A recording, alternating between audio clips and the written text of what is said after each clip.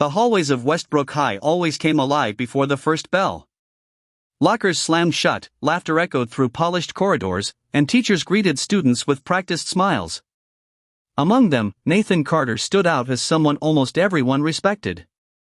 Parents praised his dedication. Colleagues admired his patience. Students spoke of him as the teacher who never mocked mistakes and always encouraged quiet voices to be heard. Nathan carried himself with calm confidence, though few noticed the sadness hidden behind his steady expression. 2 years had passed since his divorce, yet the silence waiting for him every evening still felt unbearable. His small apartment remained painfully neat, untouched by the warmth that had once made it feel like home. He buried himself in lesson plans, essays, and novels because work demanded attention while loneliness demanded answers he could never find. His classroom reflected the man he tried to be. Shelves overflowed with classic literature, handwritten quotes decorated the walls, and a small sign above the whiteboard read, "Every story deserves to be heard." Students often lingered after class simply because they felt safe there. That Monday morning, Nathan introduced a creative writing assignment. "I don't want perfect grammar today," he told the class. "Write about something you've never been brave enough to say aloud. You don't have to share it with anyone unless you choose." The room gradually fell silent except for the scratching of pencils. Nathan walked slowly between the desks, resisting the temptation to peek at unfinished pages. Personal stories deserved privacy. He believed trust mattered more than grades. When the papers landed on his desk later that afternoon, one immediately caught his attention. The name at the top read Emily Brooks. He recognized her only vaguely. She rarely spoke in class, sat near the window, and often disappeared before conversations could begin. Her essay wasn't dramatic or attention-seeking. Instead, it described loneliness with remarkable honesty. Without mentioning names or specific events, she wrote about feeling invisible inside her own home, convincing herself that disappearing completely might not change anything. Nathan reread the final paragraph twice. It wasn't simply good writing. It sounded painfully real. The following afternoon, he asked Emily to remain after class. She hesitated before approaching his desk, clutching her notebook tightly. "You're not in trouble," Nathan said gently. "I figured. I wanted to tell you your writing has real talent." Emily lowered her eyes. "Most people just tell me to write happier stories." "I wouldn't," Nathan replied. "Honest writing matters more than comfortable writing." She looked surprised. "You actually understood it?" "I understood enough to know someone carrying that much weight shouldn't carry it alone." For several seconds neither of them spoke. Finally Emily offered a faint smile. "Thank you," she whispered. "No one's ever said that before." Nathan nodded carefully. "If you ever need help with writing, my classroom is open after school." She thanked him again before quietly leaving. Nathan watched the empty doorway for a moment, wondering whether he had helped or merely recognized pain because it looked so familiar. Days passed, and life at Westbrook High settled back into routine. Nathan convinced himself the conversation had been nothing more than a teacher encouraging a gifted student. Emily participated a little more during discussions, though she remained reserved around classmates. Late Thursday evening, after grading assignments at his apartment, Nathan opened his school email before shutting down his laptop. One unread message waited. The sender was Emily Brooks. His heartbeat slowed as he opened it. "Mr. Carter, thank you for believing my writing mattered. It made me feel seen for the first time in a long while. I don't really have anyone else to tell that to, but I thought you should know. Thank you." Nathan stared at the screen longer than he expected. He knew maintaining professional boundaries mattered. He also knew ignoring sincere gratitude felt unnecessarily cold. After several thoughtful minutes, he typed a brief response. "You're very welcome, Emily. Never stop writing. Sometimes our words become the first step toward healing. Take care." He clicked send, closed the laptop, and turned off the lights. Neither of them could have imagined that one simple reply had quietly opened a door that would eventually lead them both into darkness. Nathan expected the brief email exchange to be the end of it. Instead, Emily replied the following evening with another message, thanking him once again and asking whether he had any book recommendations for someone who wanted to become a better writer. It seemed harmless enough. He suggested a few novels and reminded her that any discussions about assignments should stay connected to school. Even as he pressed send, a quiet uneasiness settled over him.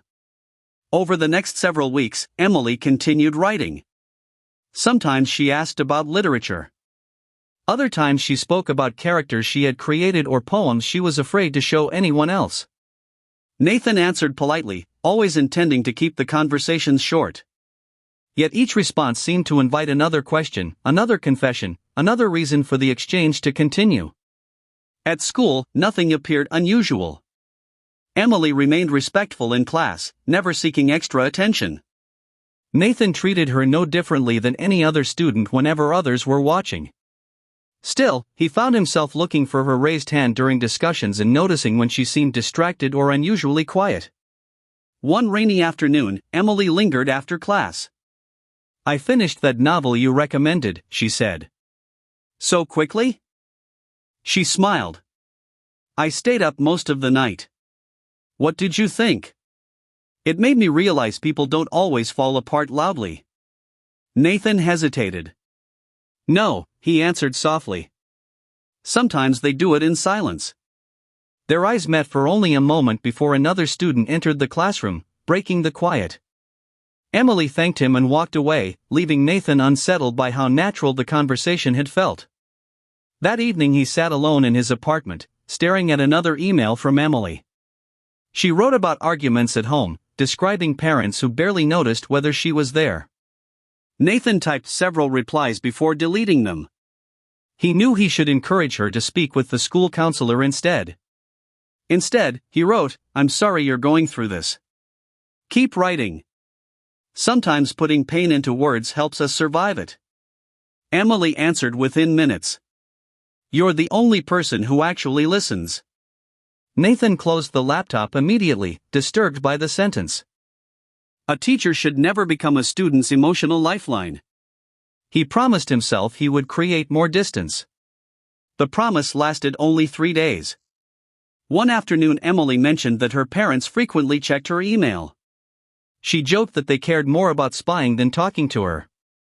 Nathan advised her not to hide things from them, but she laughed bitterly. "They don't even know who I am." A week later, he received a friend request from an unfamiliar social media profile with no photograph and only a single quote about literature. He ignored it until another message appeared. "It's just me. Email isn't private anymore." Nathan should have deleted it. Instead, curiosity overcame judgment. He accepted. Their conversations slowly moved away from homework and books. Emily spoke about fear, loneliness, and dreams of escaping her hometown after graduation. Nathan shared little about himself at first, but eventually admitted how empty life had felt since his divorce. "I didn't think teachers got lonely," Emily wrote one night. "We're human before we're teachers," he replied. From then on, their messages stretched late into the night. Nathan created a second account, convincing himself it was simply to protect his professional profile from students. Emily did the same after saying she worried someone might discover their conversations. Neither acknowledged how secretive the arrangement had become. Weeks passed. Emily began measuring her days by whether Nathan had written to her. If hours went by without a message, anxiety crept into her thoughts. His encouragement became the brightest part of her routine, replacing friendships she quietly allowed to fade away. Nathan recognized the growing dependence, yet every attempt to slow the conversations ended with Emily apologizing for being too much. "You've done nothing wrong," he reassured her. But deep inside, he feared that they both had. Eventually, Emily suggested meeting somewhere outside school to discuss her latest story. Nathan refused twice. The third invitation came after she confessed she felt completely alone. Against every instinct telling him to walk away, he agreed to meet at a quiet public park on a Saturday afternoon. They sat on separate benches beneath tall trees, discussing writing while families wandered nearby. It looked innocent enough, yet Nathan couldn't shake the feeling that he had crossed a line that could never truly be uncrossed. Neither of them noticed the figure standing across the street. Hidden behind the tinted window of a parked car, someone quietly lifted a camera. The shutter clicked once. Then again. A photograph captured the trusted teacher and his student together, preserving a secret that had only just begun. The photograph taken in the park remained unseen by Nathan and Emily, but it was not forgotten. Hidden somewhere beyond their view, an anonymous observer carefully organized every image, recording dates, locations, and times with unsettling precision. Each meeting, each lingering conversation, each glance that lasted a little too long became another piece of evidence collected in silence. Meanwhile, life at Westbrook High continued as though nothing had changed. Nathan taught Shakespeare with his usual enthusiasm, graded essays late into the afternoon, and smiled politely at fellow teachers in the faculty lounge. He worked harder than ever to appear completely ordinary, believing that if he behaved professionally inside school, no one would question what happened beyond its walls. Emily also tried to act normal. She answered questions in class, submitted excellent assignments, and avoided speaking to Nathan unless absolutely necessary. Their carefully rehearsed distance might have convinced anyone watching casually. But not everyone watched casually. Students noticed small things. Someone mentioned that Mr. Carter always seemed to know when Emily was absent before attendance had even finished. Another student joked that Emily suddenly cared much more about English than any other subject. None of the comments sounded serious alone, yet together they slowly formed whispers drifting through crowded hallways. Rumors never needed proof. They only needed curiosity. Emily ignored the gossip whenever she overheard it. She convinced herself people simply enjoyed inventing stories. Still, each whispered conversation made her heart race. The first person to recognize something deeper was Lily Morgan. Lily had been Emily's closest friend since middle school. They once shared everything, from favorite books to embarrassing secrets. Recently, however, Emily had begun canceling plans, hiding her phone whenever messages appeared, and disappearing immediately after classes ended. One afternoon Lily stopped her near the parking lot. "You're avoiding me." Emily forced a smile. "I'm just busy." "Busy doing what?" "Writing." "You've always written." "This is different." Emily looked away. "It's nothing." Lily studied her expression carefully. "I know when you're lying." For a brief second, Emily almost confessed everything. The words gathered inside her before fear pushed them back down. "I'm fine," she whispered. Lily wasn't convinced. Nathan faced his own growing anxiety. Every secret conversation now felt dangerous. Every notification on his phone tightened the knot in his stomach. He reread their messages one evening and finally admitted the truth to himself. This had gone too far. He typed a long message before deleting it twice. Finally he wrote only a few simple lines. "Emily, we need to stop talking outside school. This isn't healthy for either of us. You're talented and strong, but you deserve support from people who can actually be part of your life. I can't be that person." Several minutes passed before her reply arrived. "Did I do something wrong?" "No." "Then why are you leaving?" Nathan closed his eyes. "Because I'm your teacher." The typing indicator appeared almost instantly. "You're the only person who's ever stayed long enough to understand me." He didn't answer. Instead, he placed the phone on the kitchen table and walked away. An hour later it buzzed again. Then again. By midnight there were 12 unread messages. The following morning Emily waited outside his classroom before first period. "You can't just disappear," she said quietly. "Emily, please. You promised you'd always believe in me." "I still do." "Then don't abandon me." Students began filling the hallway. Nathan lowered his voice. "We can't have this conversation here." "Then where?" He had no answer. Emily wiped tears from her eyes before walking away, leaving Nathan standing alone beneath the curious stares of passing students. That evening he drove home feeling physically exhausted. Rain tapped softly against his windshield as he parked outside his apartment. His phone vibrated. He assumed it was another message from Emily. Instead, an unknown number had sent a single photograph. It showed him sitting beside Emily in the park only days earlier. Beneath the image were 4 chilling words. "I know everything."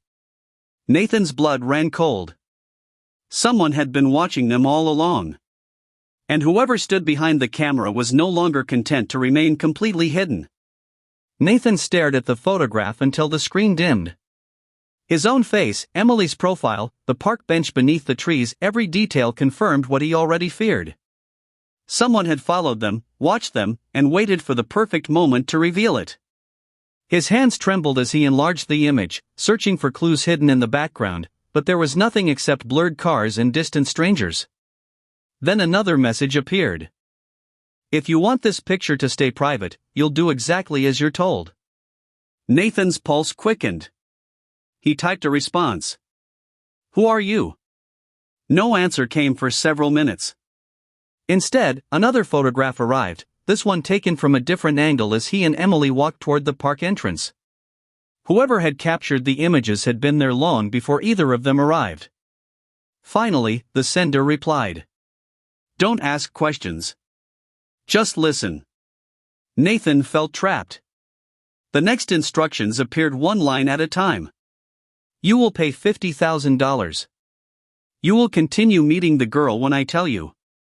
If you refuse, the photographs go to your principal, the police, and Emily's family." Nathan stared in disbelief. The demand made no sense. If the stranger wanted money, why insist that he continue seeing Emily? Ending all contact seemed like the safest choice for everyone involved. Yet the anonymous sender wanted control more than cash. It felt less like blackmail and more like someone carefully directing every move of a dangerous game. He deleted nothing. Every message remained on his phone as proof that someone was manipulating him, though he had no idea whether the police would believe his explanation if everything became public. For the next several days, Nathan avoided Emily whenever possible. He left school through different exits, ignored messages from the secret account, and convinced himself distance would somehow solve everything. Emily noticed immediately. After class, she quietly approached his desk. "Are you angry with me?" "No. You won't even look at me." "I've been busy." She frowned. "You're lying." Nathan forced himself to remain calm. "You need to focus on school, Emily." "I have been." "No. You've been focusing on me." The words hurt both of them. Emily lowered her voice. "If something happened, you can tell me." "I can't." "Why?" "Because this is my responsibility." She searched his face for answers but found only fear. Without another word, she picked up her backpack and walked away, believing she had somehow caused the distance growing between them. Nathan hated himself for letting her think that. Every instinct urged him to explain the truth, but involving Emily would only place her in greater danger. Whoever watched them clearly knew enough to destroy both their lives. Across town, Detective Sarah Mitchell began what seemed like an ordinary morning. A veteran investigator with the county's major crimes division, Sarah had built her reputation by noticing details others ignored. She believed small inconsistencies often uncovered much larger crimes. Near the end of her shift, an anonymous complaint landed in her inbox after being forwarded from local authorities. The report contained no names, no photographs, and almost no evidence. It simply alleged that a teacher at Westbrook High was maintaining an inappropriate relationship with a student. Most anonymous complaints proved unreliable. Some came from angry students. Others were fueled by gossip or personal revenge. Sarah read the brief report twice before setting it aside. "There isn't enough here," her partner remarked. "I know. So why keep looking at it?" Sarah leaned back thoughtfully. "Because whoever sent it expected someone to ignore it." Her partner shrugged. "It could be nothing." It could. Yet something about the complaint unsettled her. It wasn't dramatic.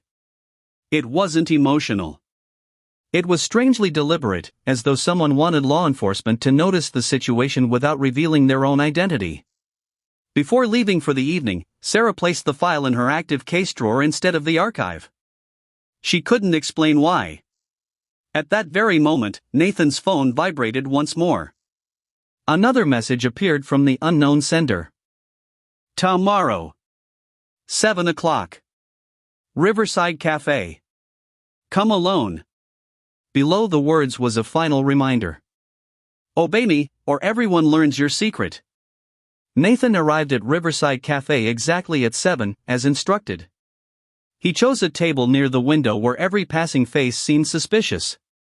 Minutes stretched into nearly an hour, but no one approached him.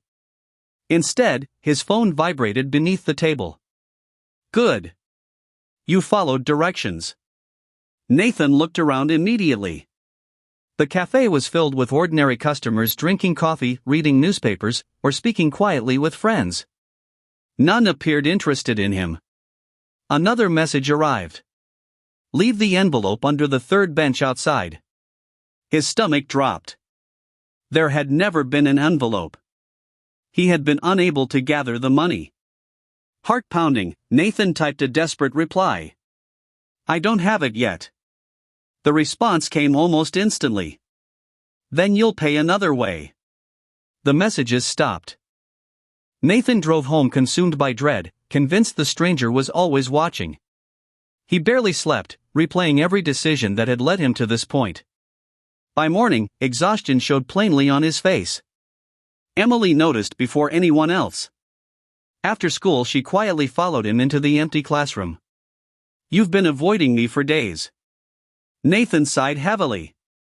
I told you, I've been busy. No. She folded her arms. Something's wrong. He looked toward the hallway to make sure no one else was listening. You need to stop asking questions. Her expression hardened. I deserve the truth. Nathan remained silent. Emily's eyes drifted toward the phone lying beside his lesson planner. Before he could react, the screen illuminated with a new notification from the anonymous number. She saw enough. A photograph. The park. Her face beside his. Emily grabbed the phone before Nathan could stop her. What is this? He reached for it. Emily, give it back. Instead, she scrolled through the recent messages. With every line she read, the color drained from her face. They've been threatening you. Nathan gently took the phone from her trembling hands. I was trying to protect you. You lied to me. I didn't want you involved. You decided that for me. Her voice cracked between anger and heartbreak. You were going to face this alone? I thought I could fix it. Emily shook her head. You don't trust me at all. This isn't about trust.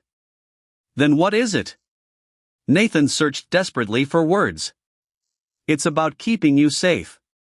She laughed bitterly through tears. Nothing about this is safe anymore. Without another word, Emily rushed from the classroom, leaving Nathan staring helplessly after her. Outside, she wandered across campus struggling to control her emotions. She barely noticed Lily catching up beside her. Emily. Emily wiped her eyes quickly. I'm fine. No, you're crying. I'm just stressed. Lily refused to leave. When Emily's phone buzzed, she instinctively tried hiding the screen. Too late. As they reached the parking lot, the phone slipped from Emily's hand onto the pavement. Before Emily could pick it up, Lily glanced down.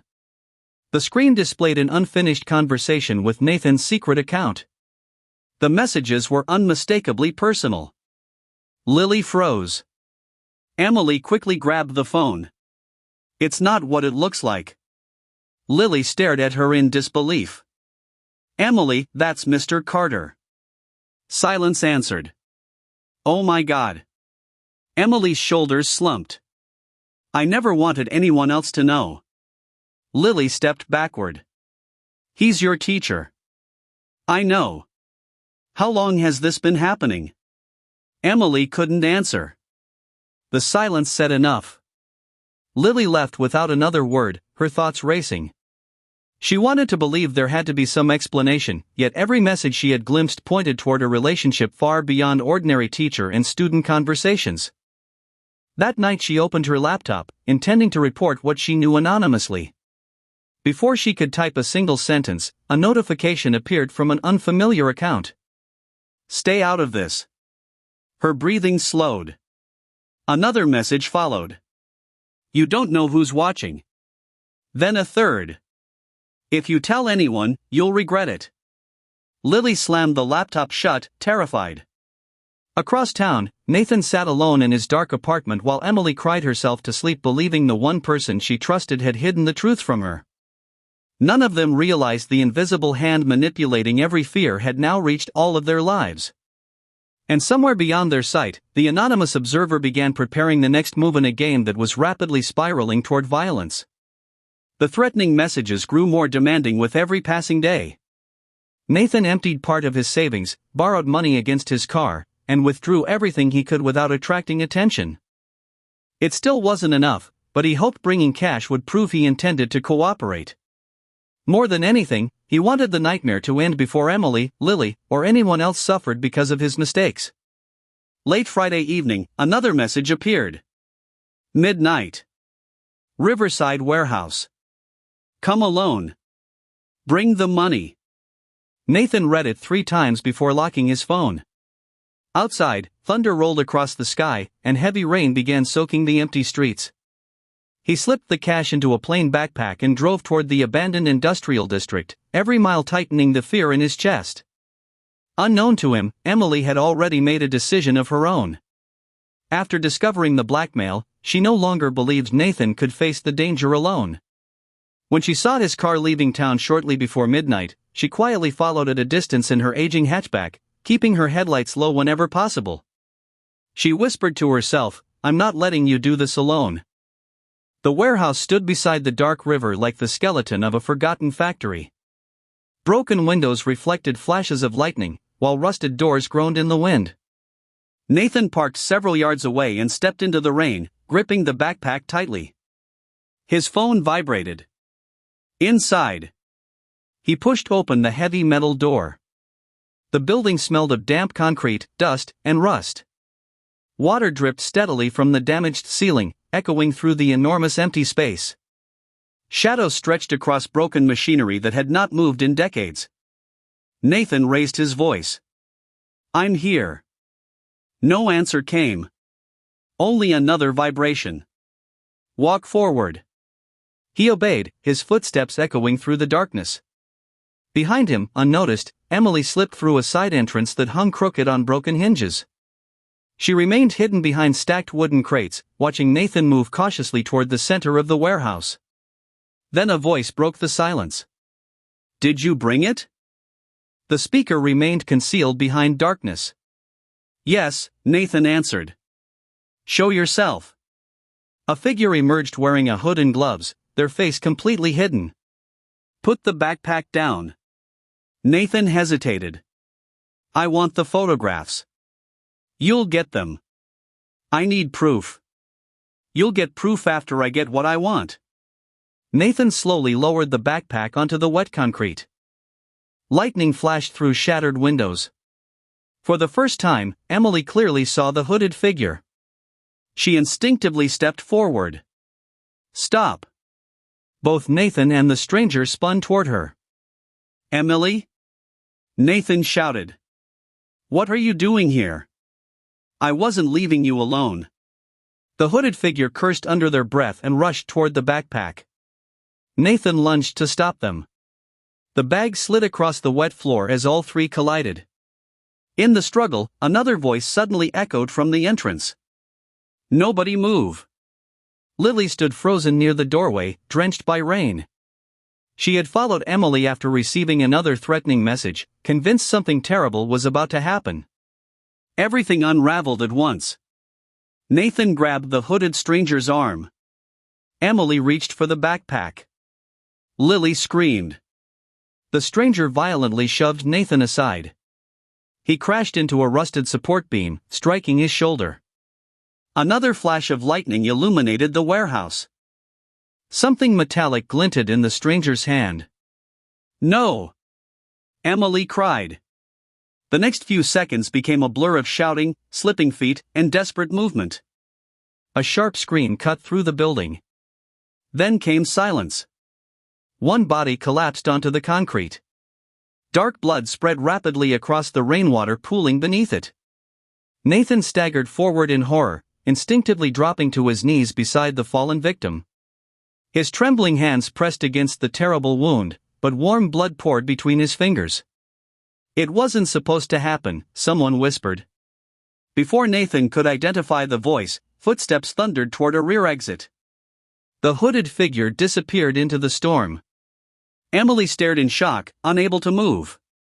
Then distant sirens pierced the night. Panic overtook her. She backed away from the scene, tears streaming down her face, before turning and running into the darkness outside. Nathan looked up just in time to see her vanish through the broken doorway.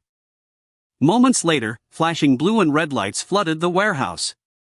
Police officers rushed inside with weapons drawn. They found one victim lying motionless on the floor. Nathan knelt beside the body, his clothes and hands soaked with blood. The backpack lay open nearby, its money scattered across the concrete. Emily was gone. The killer had vanished without leaving a name. As officers pulled Nathan away from the body, one question echoed through the warehouse louder than the storm outside. Where had Emily Brooks disappeared to? By sunrise, the abandoned warehouse had transformed into an active crime scene. Yellow tape stretched across the entrances while forensic investigators photographed every inch of the blood-stained concrete. Rain had washed away countless footprints outside, leaving detectives with little certainty about who had entered or escaped during the storm. The victim was identified before noon. Lily Morgan. The news spread through Westbrook with devastating speed. Students gathered in silent groups, struggling to understand how a cheerful classmate had ended up dead inside an abandoned warehouse. Teachers canceled lessons, grief counselors arrived, and television vans parked outside the school before lunchtime. Emily Brooks was nowhere to be found. Detective Sarah Mitchell stood near the warehouse entrance reviewing the first reports. Nathan Carter had been taken into custody for questioning after officers discovered him kneeling beside Lily's body, his hands and clothing covered in blood. Although he repeatedly claimed he had tried to save her, appearances told a far darker story. Inside the interview room, Nathan looked exhausted. Sarah placed several photographs on the table. "You were alone with the victim." "I wasn't." "You admitted meeting someone there." "Yes." "Who?" "I don't know." Sarah studied him carefully. "You expect me to believe you arranged a midnight meeting with a stranger carrying thousands of dollars?" "I was being blackmailed." "By whom?" "I wish I knew." She leaned forward. "Where is Emily Brooks?" Nathan's face tightened. "I don't know." "When did you last see her?" "She ran after." His voice faltered. "After everything happened. You let a 17-year-old girl disappear into the night?" "I tried to follow her." "But you stayed with Lily." Nathan lowered his head. "She was dying." Sarah remained silent for several moments. She believed he was hiding something. The question was whether he hid guilt or fear. As investigators dug deeper, inconsistencies surfaced everywhere. Nathan denied having a romantic relationship with Emily but admitted they communicated privately. Emily's parents insisted they knew nothing unusual about their daughter despite neighbors describing constant arguments inside the home. Teachers recalled noticing rumors but never reporting them. Every statement contained missing pieces. Every interview uncovered another lie. By evening, search teams had expanded across nearby woods, rivers, abandoned buildings, and neighboring towns. Volunteers distributed missing person posters while Emily's photograph dominated local news broadcasts. The media wasted little time reaching its own conclusions. Headlines described Nathan as a manipulative teacher who had lured a vulnerable student into a secret relationship before murdering her friend. News anchors questioned how the school had failed to recognize warning signs. Social media erupted with outrage, speculation, and demands for immediate justice. Outside the police station, protesters gathered carrying handmade signs. "Protect our children. Justice for Lily. Cage the monster." Nathan watched the demonstrations through a narrow interview room window. Each chant felt like another verdict. Even before charges were filed, the court of public opinion had already convicted him. Meanwhile, Sarah refused to ignore details that failed to fit. If Nathan planned murder, why remain beside the victim until police arrived? Why call for help instead of fleeing? And why did the anonymous complaint arrive days before the killing? Late that night, another development emerged. Forensic technicians recovered Nathan's phone. The threatening messages were genuine. The blackmail had not been invented. Someone had carefully manipulated him for weeks. Sarah read every message twice. Whoever orchestrated the scheme possessed intimate knowledge of Nathan and Emily's relationship. More disturbingly, they had anticipated nearly every decision Nathan would make. Yet one mystery remained unchanged: the sender's identity. Across town, inside a dimly lit room, an unknown individual unlocked a phone registered under a false name. A new encrypted message appeared. "Everything is unfolding exactly as planned." Another response arrived seconds later. "The girl?" The sender typed calmly. "Still missing." After a brief pause, the final message appeared. "Keep it that way until I give the next instruction." The screen went dark. Far away, search helicopters continued sweeping the countryside, unaware that Emily Brooks was alive, terrified, and hiding from a truth she no longer understood. And Detective Sarah Mitchell realized the murder investigation had only begun revealing its darkest secrets. The investigation entered its second week beneath a cloud of grief and suspicion. Lily's funeral filled the small church with classmates, teachers, and neighbors struggling to comprehend how an ordinary school year had ended in tragedy.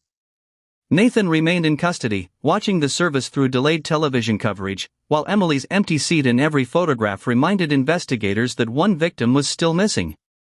Detective Sarah Mitchell refused to accept easy conclusions. The evidence against Nathan remained troubling, yet too many pieces refused to fit together. Every answer uncovered another contradiction. Someone had manipulated events long before the warehouse confrontation, and Sarah became convinced the murder had been carefully engineered rather than impulsively committed. She returned to Emily's family history. Interviews with relatives painted a bleak picture. Emily's parents had spent years locked in bitter financial disputes and constant arguments. Their home was filled with silence one day and shouting the next. Emotional neglect had become so ordinary that Emily often disappeared into books simply to escape. Teachers noticed her loneliness but assumed she was merely shy. While reviewing school records, Sarah discovered repeated references to another student. Aaron Pierce. He had graduated 2 years earlier. Nothing in the official files appeared unusual until she requested archived disciplinary reports. Several documented incidents described Aaron following Emily around campus, confronting boys who spoke to her, and refusing repeated requests to leave her alone. Although never violent enough for criminal charges, his behavior reflected an unhealthy fixation. Sarah located one former guidance counselor. He worshipped her, the counselor admitted. Did Emily encourage him? Quite the opposite. She tried avoiding him. What happened after graduation? He disappeared. Sarah wasn't satisfied. Financial investigators then uncovered another unexpected detail. The anonymous blackmailer had instructed Nathan to withdraw increasingly large sums of money. Bank records confirmed multiple withdrawals and loans, yet none of the cash had entered any recognizable account. Instead, surveillance footage showed someone retrieving hidden envelopes from public locations without ever revealing their face. Money had never been the real objective. The payments merely forced Nathan into desperate choices, keeping him trapped inside a carefully controlled sequence of events. Every meeting, every secret instruction, every photograph had pushed him exactly where the unseen mastermind wanted him. Sarah spread the timeline across her office wall. The anonymous complaint. The hidden photographs. The blackmail. Emily's growing dependence. Lily's discovery. The warehouse meeting. None of it appeared random anymore. Someone had patiently manipulated emotions until fear became stronger than reason. Nathan finally received permission to meet Sarah again. She entered carrying several files. "I've learned something," she said. Nathan looked up hopefully. "You found Emily?" "Not yet." His shoulders fell. Sarah placed photographs and financial records on the table. The money wasn't the goal. He frowned. "I don't understand." "You were being controlled." Nathan stared silently. The blackmailer never intended to disappear after getting paid. They kept creating new demands because they needed you frightened enough to obey. Nathan slowly covered his face. "I should have gone to the police." "Why didn't you?" "I thought I could protect Emily." Sarah answered quietly. "Instead, someone used that instinct against you." Nathan closed his eyes. Every warning he had ignored now returned with unbearable clarity. The emails. The secret accounts. The meetings. Each decision had seemed temporary, each compromise small enough to justify. Looking back, he realized every step had been anticipated by someone watching from the shadows. "I walked exactly where they wanted me to," he whispered. Sarah didn't disagree. Late that evening, forensic analysts delivered another report. Tiny traces of warehouse dust had been recovered from an abandoned storage unit rented months earlier under false identification. Inside, investigators discovered maps, disposable phones, camera equipment, and hundreds of printed photographs documenting Nathan and Emily over many months.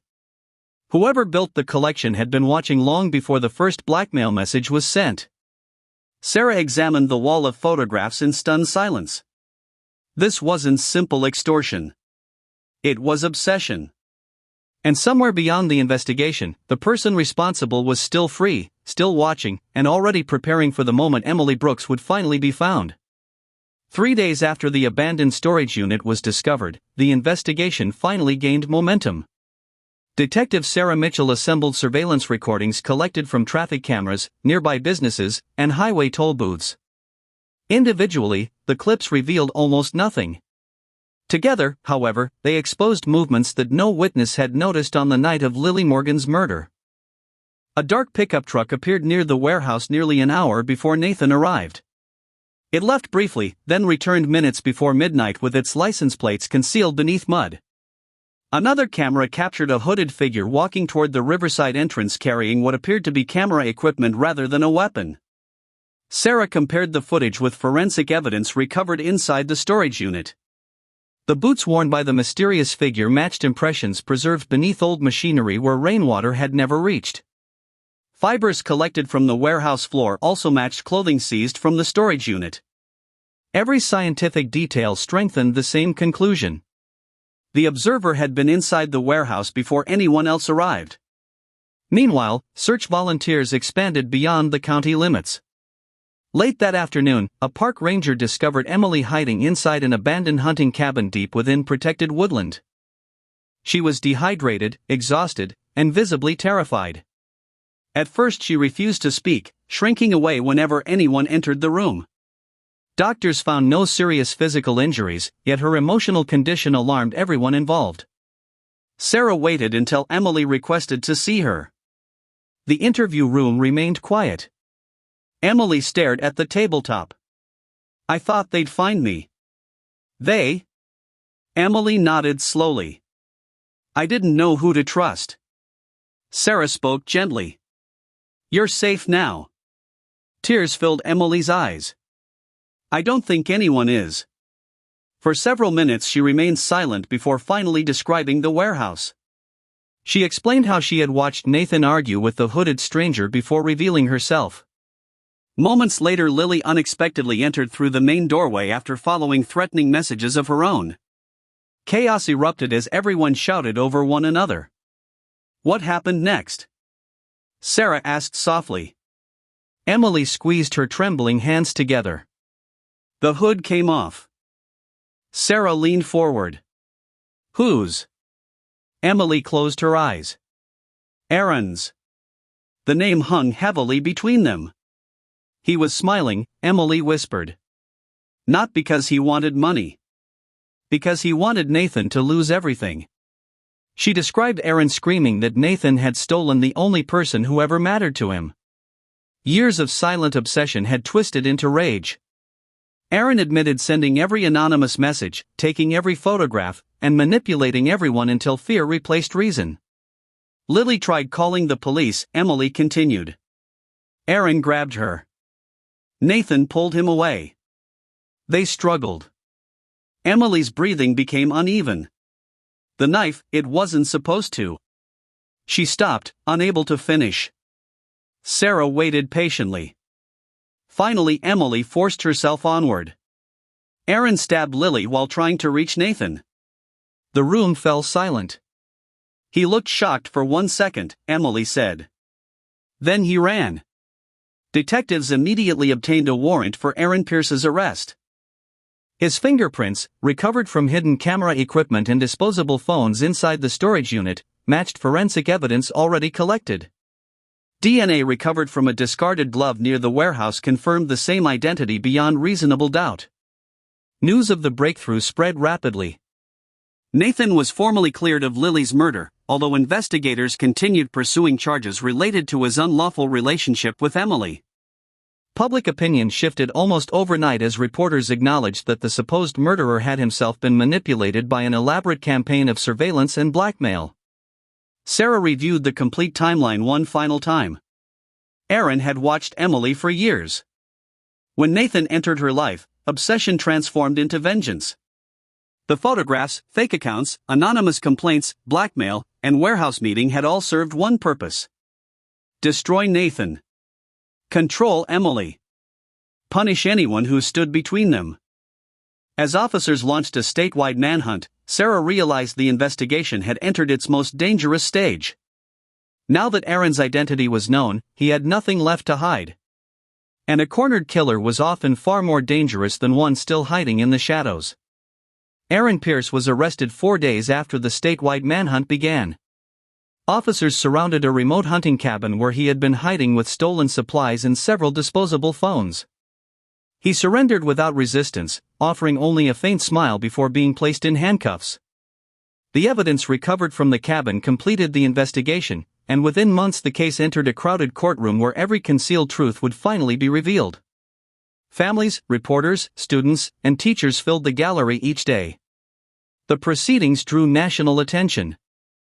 Prosecutors carefully reconstructed Aaron's obsession, presenting years of surveillance photographs, fake online accounts, financial records, anonymous messages, and forensic evidence linking him directly to Lily Morgan's murder.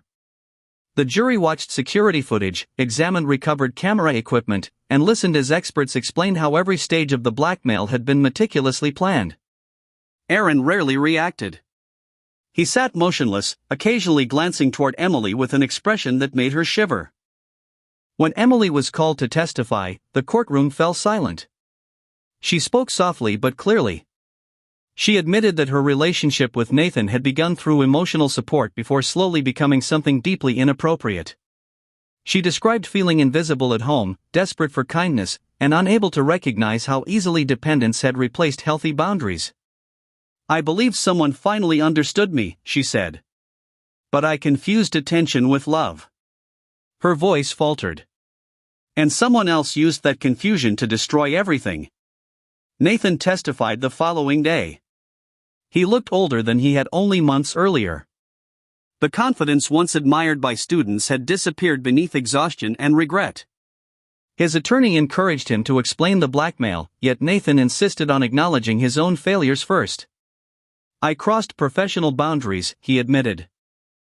I convinced myself I was helping a vulnerable student, but I ignored the responsibility that came with my position. The imbalance of power was always there, whether I wanted to see it or not. The courtroom remained silent. I never intended to harm Emily. He lowered his head. But intention doesn't erase consequences. Emily quietly wiped away tears. Detective Sarah Mitchell completed the prosecution's timeline, demonstrating how Aaron manipulated every major event leading to the warehouse confrontation. Her testimony connected the anonymous complaint, hidden surveillance, financial extortion, and carefully orchestrated meeting that ended with Lily's death. After weeks of testimony, closing arguments began. The jury deliberated less than 2 days. Aaron Pierce was found guilty of first-degree murder, criminal stalking, extortion, witness intimidation, unlawful surveillance, and numerous related offenses. He showed almost no emotion as the verdict was read. Nathan accepted a separate plea agreement for criminal charges arising from his unlawful relationship with a student. Though cleared of murder, he received a prison sentence reflecting the serious abuse of professional trust and authority. No one celebrated. Outside the courthouse, reporters shouted questions while grieving families quietly embraced one another. Lily's parents carried her photograph through the crowd. Emily avoided every camera. Nathan entered a transport vehicle without looking back. Sarah stood on the courthouse steps watching everyone disappear in different directions. Justice had answered the law. It had not answered grief. One young woman was dead. Another carried emotional wounds that would last for years. A respected teacher had destroyed his own life through choices he should never have made. An obsession left unchecked had become murder. As the courthouse doors slowly closed behind the final spectators, Sarah understood that verdicts could punish crimes, but they could never restore the lives those crimes had stolen. The case was ending. Its consequences were only beginning. Autumn arrived quietly, carrying crisp mornings and fading leaves across the streets surrounding Westbrook High. The police tape had long been removed from the abandoned warehouse, news crews had moved on to newer headlines, and the courtroom had fallen silent. To outsiders, the tragedy had become another closed case. For those who survived it, nothing truly ended. Emily Brooks attended therapy twice each week. Recovery came slowly, measured not in dramatic breakthroughs but in small victories. She learned to sleep without waking from nightmares every hour. She returned to writing, though her stories no longer romanticized loneliness. Instead, they spoke honestly about manipulation, misplaced trust, and the painful difference between genuine care and unhealthy dependence. Lily Morgan's memory remained with her every day. Sometimes Emily still reached for her phone, instinctively wanting to send a message before remembering there would never be another reply. Grief had become part of her life rather than something she could simply leave behind. Detective Sarah Mitchell officially closed the investigation after every appeal and procedural review had been completed. Yet the case lingered in her thoughts more than most. She often reflected on how many opportunities existed for someone to intervene before violence erupted. Small warning signs had appeared everywhere. Rumors had been dismissed as gossip. Emotional isolation had been mistaken for ordinary teenage behavior. Professional boundaries had weakened gradually rather than disappearing overnight. None of those moments alone predicted murder. Together, they formed a pattern that too many people overlooked until it was impossible to ignore.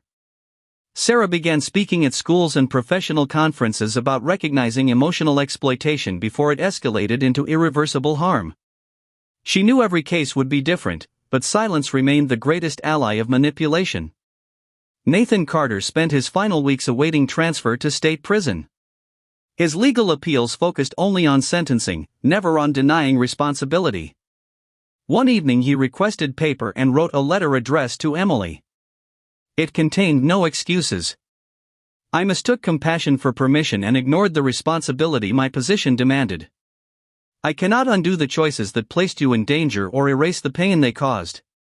You deserved an adult who protected your future instead of becoming part of the confusion already surrounding your life. I hope one day you find peace beyond everything that happened. I accept the consequences because they belong to me. He folded the letter carefully before handing it to his attorney for delivery. Whether Emily would ever read it remained entirely her choice. Months later, she stood alone beneath the old oak tree outside the school where everything had begun. Students hurried past with backpacks and laughter, unaware of the history surrounding the familiar building. Emily quietly opened a fresh notebook. On the first page she wrote only one sentence. The smallest secret can become the beginning of the greatest tragedy. She closed the notebook and walked away without looking back. Some crimes ended with arrests. Some ended with prison sentences. But the deepest wounds often survived every verdict, reminding those left behind that devastating tragedies rarely begin with violence. More often, they begin with one hidden decision, one ignored warning, and one secret that grows unnoticed until countless innocent lives are forever changed.